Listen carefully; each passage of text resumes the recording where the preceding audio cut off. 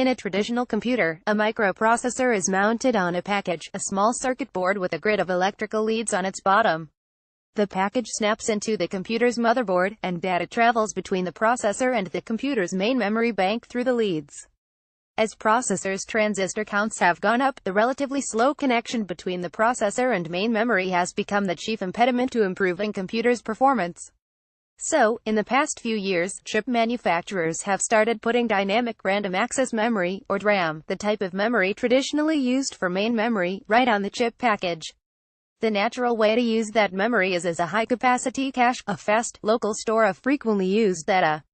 But DRAM is fundamentally different from the type of memory typically used for on-chip caches, and existing cache management schemes don't use it efficiently. At the recent IEEE-ACM International Symposium on Microarchitecture, researchers from MIT, Intel, and ETH Zurich presented a new cache management scheme that improves the data rate of in-packaged DRAM caches by 33 to 50%. The bandwidth in this in-packaged RAM can be 5 times higher than off-packaged RAM, says Xiangyao Yu, a postdoc in MIT's Computer Science and Artificial Intelligence Laboratory and first author on the new paper. But it turns out that previous schemes spend too much traffic accessing metadata or moving data between in and off-packaged RAM, not really accessing data, and they waste a lot of bandwidth. The performance is not the best you can get from this new technology. Cache hash by metadata, U means data that describe where data in the cache comes from. In a modern computer chip, when a processor needs a particular chunk of data, it will check its local caches to see if the data is already there. Data in the caches is tagged with the addresses in main memory from which it is drawn. The tags are the metadata. A typical on-chip cache might have room enough for 64,000 data items with 64,000 tags.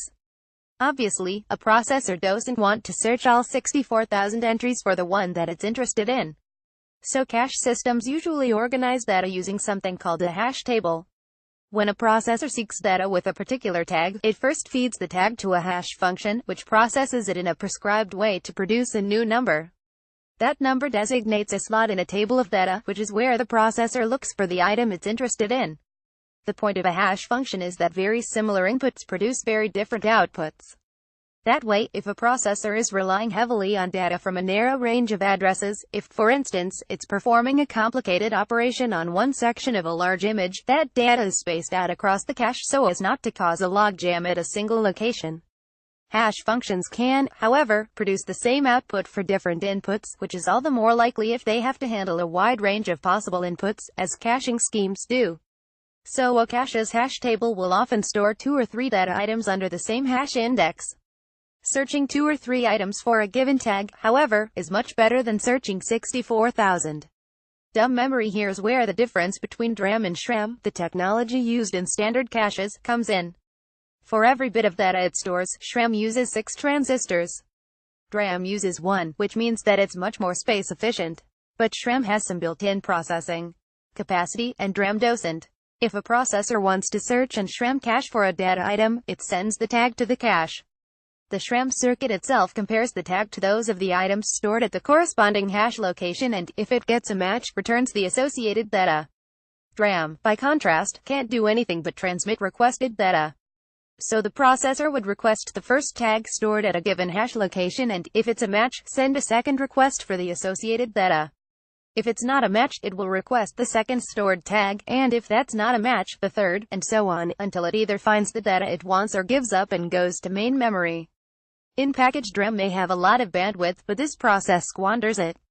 Yu and his colleagues, Srinivas Devadass, the Edwin Sibley Webster Professor of Electrical Engineering and Computer Science at MIT, Christopher Hughes and Nadithar Satish of Intel and Oner Mutlu of ETH Zurich, avoid all that metadata transfer with a slight modification of a memory management system found in most modern chips.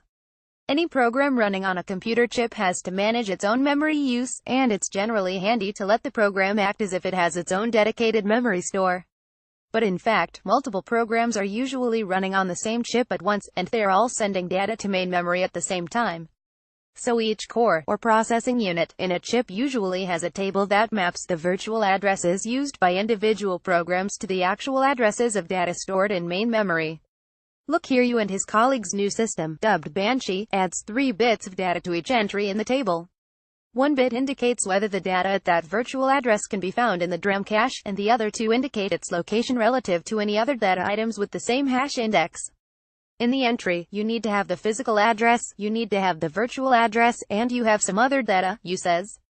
That's already almost 100 bits. So 3 extra bits is a pretty small overhead. There's one problem with this approach that Banshee also has to address. If one of a chip's cores pulls that item into the DRAM cache, the other cores won't know about it. Sending messages to all of a chip's cores every time any one of them updates the cache consumes a good deal of time and bandwidth. So Banshee introduces another small circuit, called a tag buffer, where any given core can record the new location of that item it caches.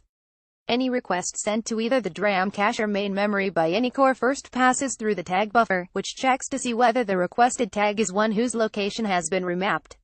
Only when the buffer fills up does Banshee notify all the chip's cores that they need to update their virtual memory tables. Then it clears the buffer and starts over. The buffer is small, only 5 kilobytes, so its addition would not use up too much valuable on-chip real estate. And the researchers' simulations show that the time required for one additional address lookup per memory access is trivial compared to the bandwidth savings Banshee affords.